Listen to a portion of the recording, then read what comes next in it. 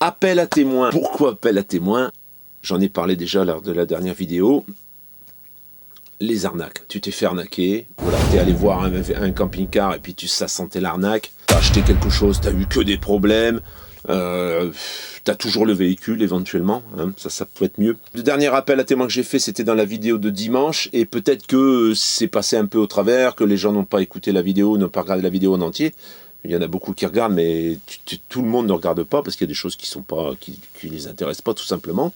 Et donc dans cette vidéo, je te demandais à toi, la famille, de nous relater un problème que tu as eu avec un camping-car que tu aurais acheté, chez un concessionnaire ou pas. Hein. Alors, les raisons pour lesquelles je fais appel à toi, c'est que j'ai été contacté par une émission de télévision qui va sortir dans les mois qui vont suivre. Et donc, ils ont regardé un petit peu sur le net tout, et puis ils sont arrivés vers moi parce que je fais des vidéos et puis que j'aide les gens à ne pas se faire avoir. Ils sont en train de préparer cette émission, je les aide à la préparation en essayant d'apporter ma contribution. Je dirai plus tard ce que ce sera exactement comme émission, etc. Pour le moment, voilà, je ne vais pas en dire plus, parce que bon, tant que le projet n'est pas abouti, c'est compliqué de t'en parler un peu plus en profondeur. Alors par exemple, j'ai eu quelques petites choses qui m'ont été relatées par des abonnés. Alors par exemple, tu vois, j'ai une personne qui s'appelle Rémi, j'en dirai pas plus, qui a acheté un C25. Alors tu vas me dire, un C25, c'est pas un véhicule récent, un C25 TD. Au moment où il l'a acheté, c'était un mardi, le jeudi, il rentrait pour une opération en urgence à l'hôpital, opéré 2 fois du cœur. Juste après cette opération, il est sorti de l'hôpital et qu'est-ce qui s'est passé? Il y a eu confinement, ce qui fait qu'il n'a pas pu toucher au véhicule non plus. Et il y a quelques semaines, il a commencé à s'occuper du véhicule, parce que là, ça y est, on sort du confinement, il a levé quelques coussins, et là, il s'est rendu compte qu'il y avait plein de parties moisies. Il y a des dégâts qui ont été camouflés un peu de partout, quand il a regardé un petit peu en profondeur. Tout un tas de choses que je ne vais pas te relater, des fuites à la fenêtre, voilà, des fuites qu'il y a eu dans ce véhicule. En fait, le véhicule, il est vérolé de partout. Il a démonté, heureusement il est bricoleur, il va tout refaire, mais bon, tu as une photo ici. Ça, c'est une seule photo. Tout le véhicule est comme ça. Hein. Là, on voit bien, d'ailleurs, sur la photo, les parties qui remontent du plancher dans les parois. Donc, il est trop tard. Ça fait plus de 2 mois qu'il a acheté ce véhicule. Et là, il doute fort qu'il puisse faire quoi que ce soit, parce qu'en plus, c'était certainement un particulier. Du coup, voilà, il n'a pas vu au moment venu. Et ensuite, pour se faire rembourser, c'est quasiment impossible. Donc, il s'est mis à travailler sur le véhicule. Il va essayer de le remettre à niveau. Il y a du travail. Il y a une personne qui a acheté un véhicule neuf chez un concessionnaire. Il a eu toutes les misères du monde. Infiltration d'eau, craquement incessant côté droit, vis de fixation d'éléments de cellule qui se dévissaient en roulant, éléments de sol de la cellule qui se soulevaient en roulant, avec un appel d'air extérieur, donc ça veut dire qu'il y a de l'air qui rentrait et puis qui faisait sortir la trappe. 15 jours après l'achat, premier retour chez le concessionnaire, et qui lui a dit que c'était normal. Première prise de tête, ils ont refait les joints sur le toit. Un orage plus tard, c'était encore pire. L'eau ruisselait à l'intérieur. Retour à la concession. Et la concession finit par couper la communication. Voilà. Ils essayaient de les appeler. Ça ne répondait pas. Le constructeur, que je ne vais pas citer ici, pas de réponse. En plus, le monsieur sa femme est malade. Préférait faire reprendre le camping-car. Voilà. Chez un autre concessionnaire, alors c'est l'autre concessionnaire qui va malheureusement se taper le problème et qui va certainement le remettre sur le marché parce qu'il ne va pas s'asseoir sur une reprise d'un véhicule neuf. Ça c'est un exemple, c'est pas chez un particulier, c'est dans une concession assez importante en plus. On a Pierre. Pierre, alors là c'est une famille de 2 adultes avec 2 enfants.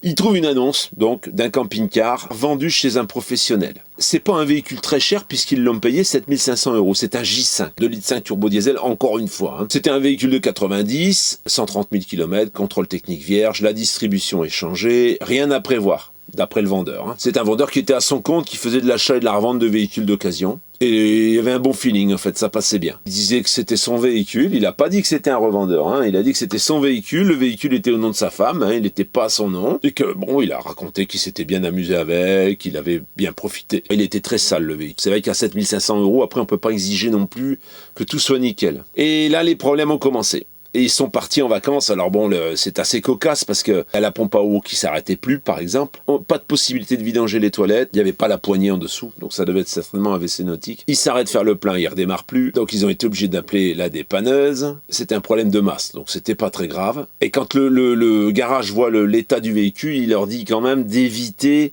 de partir en vacances avec ça. Et alors là, d'un coup, il se met à pleuvoir. Il se réfugie à l'intérieur du camping-car pour faire un jeu de société. Et il y a son fils, je crois, qui lui dit que ses chaussettes sont mouillées. Il regarde d'où ça vient et il voit qu'il rentre de l'eau dans la salle d'eau, en fait. Il pleut. En fait, il pleut dans la salle d'eau. Donc ça commence à inonder le camping-car parce que ça rentre en fait, la pluie rentre par je pense le lanterneau et ils avaient perdu le lanterneau. Du coup, l'eau rentrait dedans. Ensuite, en roulant, voyant rouge la batterie qui s'allume, encore une fois la dépanneuse. Et alors en fait, c'était la courroie de l'alternateur qui avait cassé. Donc pour un véhicule révisé, tu vois, c'est quand même tout des bricoles, mais quand même. Et alors au moment de payer ils vont dans un camping, au moment de payer le camping, ils voient qu'il y a une mare d'huile en dessous, ça fuit, une mare de gras ou de je sais pas quoi, c'était fuite de gasoil, la pompe à injection en fait qui est en train de craquer, qui lâche, et donc ils font faire un devis parce que il repart par la dépanneuse, le véhicule 6500 € de devis, donc tu vois pour un véhicule payé 7500, c'est pas terrible. Courroie de distribution a changé, alors elle était pas faite alors que l'ancien propriétaire avait dit qu'elle était faite. Ils ont fait appel à UFC Que Choisir, etc. Là ils sont en procédure. En fait, la personne avait acheté ce véhicule en sortie de grange, donc rien révisé du tout. Il l'a mis dans les occasions, il s'est mis à le vendre, et puis il a fait un bénéfice puisqu'il l'a vendu 7500, mais il a absolument rien fait dessus. Et ça faisait des lustres que ce véhicule n'avait pas tourné. Alors c'est sûr que 7500 €, on ne peut pas non plus s'attendre à quelque chose d'extraordinaire. Là, encore une fois, dans une concession, dans le 77 donc, et elle achète un camping-car dans une concession, 7 places carte grise pour 15 000 €, c'est pas très cher non plus, c'est Nadège. Alors le commercial lui dit que l'entretien est complet, l'historique du véhicule, le double des clés et tout. Le jour où ils viennent récupérer le véhicule, pas de double de clés, pas d'historique. Ils prennent quand même parce qu'il y a les enfants qui sont tout excités, ils vont partir en vacances. Alors il y avait les voyants du tableau de bord allumés en permanence et en fait le frigo était branché directement sur l'alternateur. Les 2 batteries cellules HS, la batterie porteur, une petite batterie au lieu d'une grosse. Les occultants, il y en avait 4 qui étaient HS, bon ça c'est des détails. La fuite à la salle d'eau, en fait, il y avait un raccord qui était foutu. Le boiler, Truman avait été changé, mais il y avait de mauvais raccords. Donc il y avait une fuite d'eau également au niveau du boiler. Il y avait de la toile de verre sur les bas de fenêtres, etc. Comme dans les maisons, parce que c'était pourri en fait en dessous. Au premier orage, tache d'humidité dans la capucine, tache d'humidité un peu partout. Voilà, c'était un rimord le véhicule. Ça veut pas dire, mais bon, voilà, c'est un rimord de 97, donc forcément, c'est pas non plus très récent, mais ils ont fait deux allers-retours, 260 km aller, 260 km retour, en 4 mois, pour essayer de faire réparer les problèmes, mais rien n'a été résolu, et à l'heure d'aujourd'hui, je pense qu'ils ont toujours le véhicule. Ça, c'est quelques exemples, je vais certainement en avoir d'autres, j'ai pas encore tout lu, mais dans l'idée, si tu as eu des soucis, tu peux nous les relater. Alors, tu vois, je suis pas obligé de décliner ton identité, on peut juste raconter les choses, on peut faire de temps en temps une vidéo en relatant les problèmes, et ça peut mettre en garde les gens qui sont potentiellement acheteurs et puis qui se font avoir. Autre chose, donc on a besoin de témoignages parce que pour faire cette émission de télévision, forcément, on va se servir de témoignages. Peut-être que même toi, qui est dans un cas un peu compliqué, ça peut t'aider à faire valoir tes droits.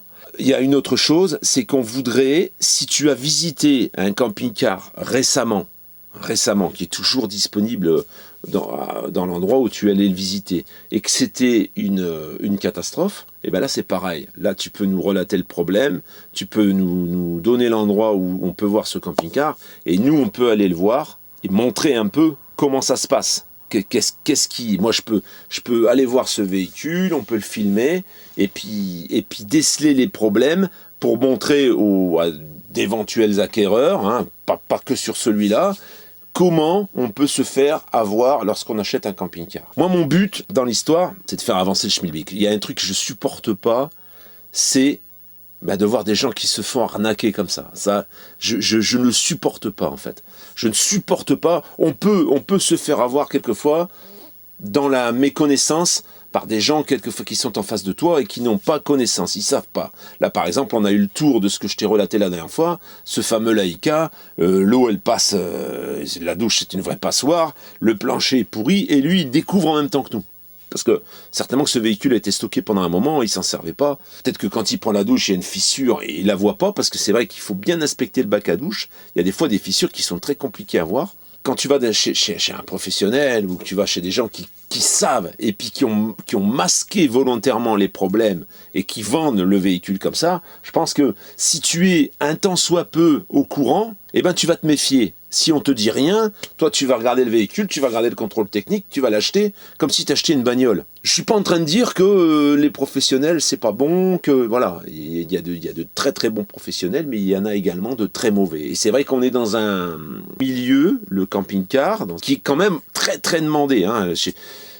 Il y a énormément de ventes, surtout en ce moment, avant les vacances, avec le Covid, ça a pris vraiment une ampleur qui est énorme. En plus, il n'y a pas vraiment les véhicules, il n'y a pas assez de véhicules, il n'y a pas assez de camping-cars pour satisfaire la demande, et du coup, c'est moins difficile hein, pour le vendeur, hein, et alors, il vend un peu n'importe quoi. Hein. Je compte sur toi pour me faire ces témoignages si c'est possible. Si tu es allé visiter par exemple un camping-car la semaine dernière, et puis que tu t'es dit, oh là là, mais qu'est-ce que c'est que ce truc, et que toi, tu as vu tout un tas de malfaçons, des choses graves, hein, ne me dis pas il y a le volet qui marche pas et tout, parce que ça pour moi c'est des choses bénignes. Moi je parle vraiment de problèmes structurels sur le véhicule. Tu m'en fais part dans le mail qui est ici.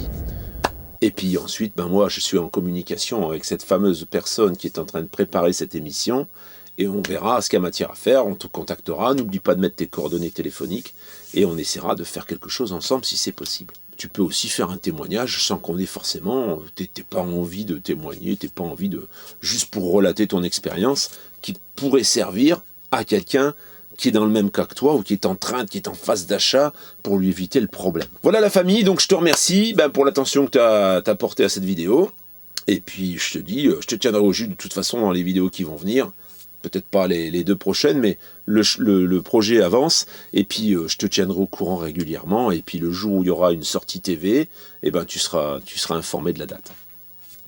Ciao la famille!